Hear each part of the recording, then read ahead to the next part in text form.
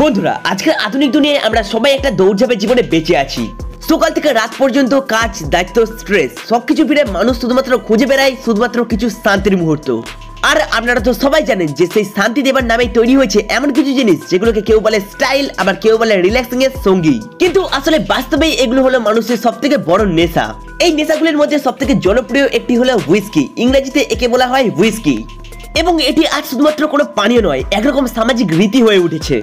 অনেকেই সারাদিনের পরিশ্রমের পর অনেকেই গ্লাসে কিছুটা হুইস্কি ঢেলে তার মধ্যে একটু জল ঢেলে তার মধ্যে 4টে বরফের টুকরো ফেলে আরাম করে বসে পড়েন। মনে হয় যেন এই গ্লাসের ভিতরে মিশে আছে অনেকটাই শান্তি।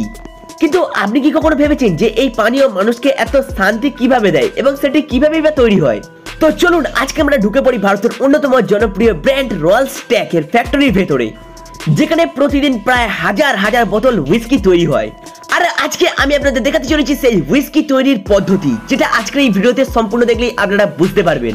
আর বন্ধুরা, প্রথমেই আপনাদের বলে দিই, এই ভিডিও বা তথ্যের উদ্দেশ্য কাউকে নেশার উৎসাহ দেওয়া নয়, বরং উদ্দেশ্য হলো আপনাদের জানানো যে কিভাবে এই সমস্ত জিনিস তৈরি করা হয়। তো চলুন শুরু করে ফেলি তাহলে আজকের আমাদের এই ভিডিও।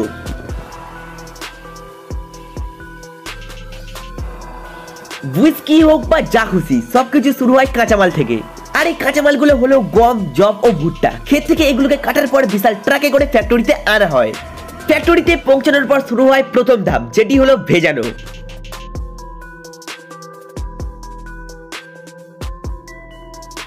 সব থেকে প্রথমে এই শস্যগুলোকে 12 ঘন্টা পর্যন্ত জলে ডুবিয়ে রাখা হয়। তারপর জল থেকে তুলে কিছুক্ষণ শুকিয়ে আবার 14 ঘন্টার জন্য বিশেষ এক প্রকারের জলে ভিজিয়ে রাখা হয়।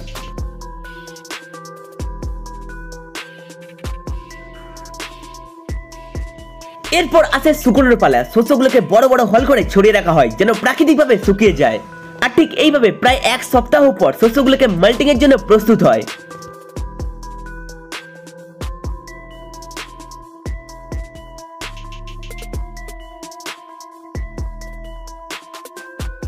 মাল্টিং প্রসেসে শস্যগুলোকে ধোঁয়ার মধ্যে শুকনো করানো হয়, যেখানে বালতিতে জাল দেওয়া হয় এমনভাবে যাতে প্রচুর ধোঁয়া উৎপন্ন হয়। সেই ধোঁয়া পাইপের মাধ্যমে শস্যের ঘরে পাঠানো হয় এবং এই শস্যগুলোকে ধোঁয়াকে নিজের মধ্যে টেনে নেয়। আর ঠিক সেই কারণে হুইস্কি আজ সেই বিখ্যাত স্মোকি ফ্লেভার।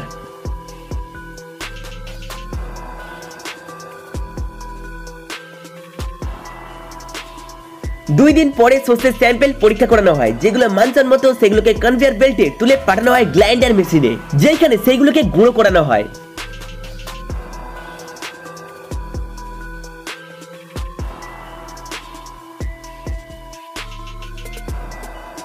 আর ঠিক এরপরে শুরু হয় হুইস্কি বানানোর সবথেকে গুরুত্বপূর্ণ ধাপ, যেটি হলো ফার্মেন্টেশন প্রসেস।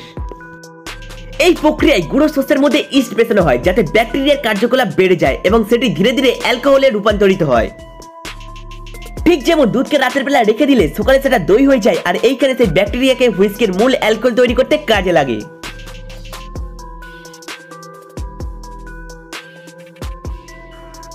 দুই দিন পর এই তরল থেকে তীব্র অ্যালকোহলের গন্ধ ছড়াতে থাকে। আর ঠিক সেই কারণে সেই তরলটিকে পাইপের মাধ্যমে আলাদা ইউনিটে পাঠিয়ে ডিস্টিলেশন করা হয়। এইখানে তৈরি হয় আসল অ্যালকোহল। কিন্তু বন্ধুরা, এখানেই শেষ নয়, কারণ রয়্যাল স্ট্যাগ শুধুমাত্র সাধারণ হুইস্কি নয়, এটি একটি স্কচ হুইস্কি। স্কচ হুইস্কির নিয়ম অনুযায়ী তৈরি হওয়ার পর কমপক্ষে 3 বছর এটিকে ওক কাঠের ব্যারেলে সংরক্ষণ করে রাখা হয়। এই 3 বছরের তরলটি কাঠের ঘ্রাণ টেনে নিয়ে আরো মোলায়েম ও সুগন্ধি হয়ে ওঠে এবং 3 বছর পর এটিকে বোতলজাত করে বাজারে পাঠানো হয়।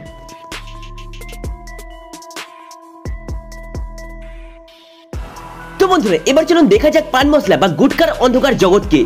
যেমন হুইস্কি তৈরি হয় হাজারো প্রক্রিয়ায়, ঠিক তেমনি আরেকটি নেশাজাত দ্রব্য হলো পান মশলা বা গুটকা।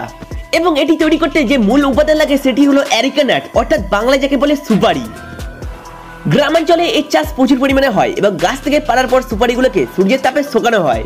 শুকিয়ে গেলে তার ভিতরে খোসা ছাড়িয়ে ভিতরে বাদামটাকে বের করে নেওয়া হয়। তারপর শুরু হয় আসল খেলা।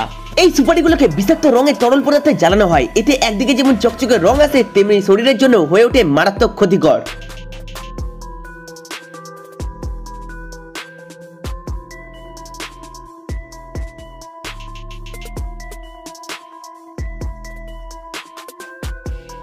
এরপর পুরো মিশ্রণকে শুকিয়ে টুকরো টুকরো করা হয় এবং শেষে তাতে চুন ও কাঁচের গুঁড়োকে মেশানো হয়।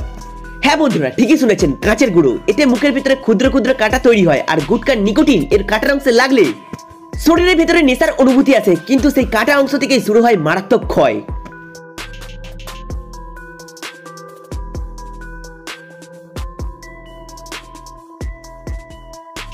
যার ফলে মুখ ধীরে ধীরে শক্ত হয়ে যায়, মুখ পুরোপুরি খোলা যায় না এবং শেষমেশ তৈরি হয় মুখের ভিতর ক্যান্সারের মতো রোগ।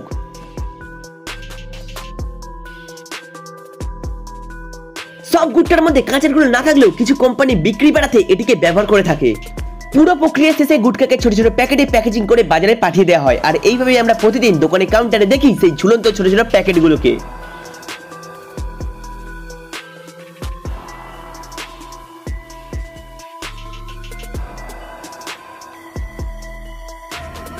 তো চলুন এবার আসি সিগারেট তৈরির গল্পে এবং ধোঁয়ার আসল সত্যি।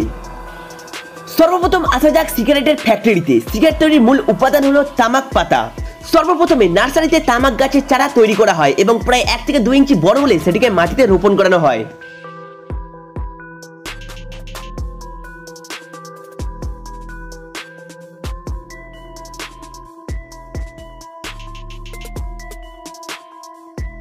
তিন থেকে 4 মাস পর ফসল প্রস্তুত হয়, তখন তামাক পাতাগুলো কেটে কাঠের ফ্রেমে ঝুলিয়ে দেওয়া হয় সেগুলোকে শুকানোর জন্য। কয়েক সপ্তাহ পর এগুলোকে শুকিয়ে গেলে সেগুলোকে বাছাই করে ভালো মানের পাতাগুলোকে আলাদা করে নেওয়া হয়।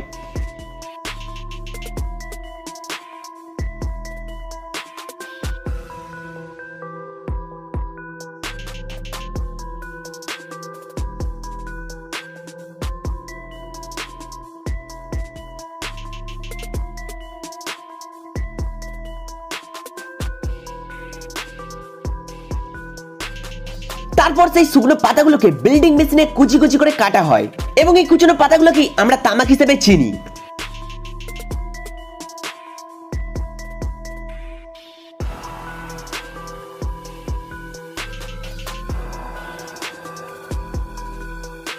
তামাক তৈরি কমপ্লিট। এখন তৈরি করতে হবে সিগারেটের মূল কাঠামো, ফিল্টার ও রোল।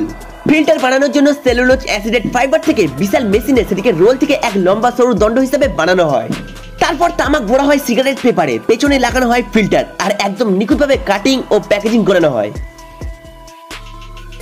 এবং শেষে সিগারেটগুলোকে কোয়ালিটি চেকের মধ্যে দিয়ে পাঠানো হয়। যেগুলো ভাঙা বা অসম্পূর্ণ সেগুলোকে বাদ দিয়ে বাকিগুলো 6টা 8টা বা 10টা করে প্যাকেটে ভরা হয়। আর ঠিক এইভাবে তৈরি হয় সেই ক্ষুদ্র অথচ প্রাণঘাতী জিনিস যার নাম হলো সিগারেট।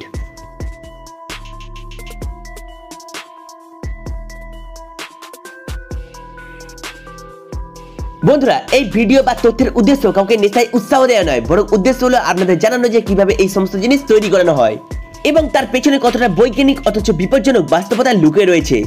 হুইস্কি, গুটখা বা সিগারেট সবকিছু একদিকে শিল্প, কিন্তু অন্যদিকে এটি মানুষের শরীরে, মন ও সমাজে ধীরে ধীরে চলার ধ্বংসের গল্প।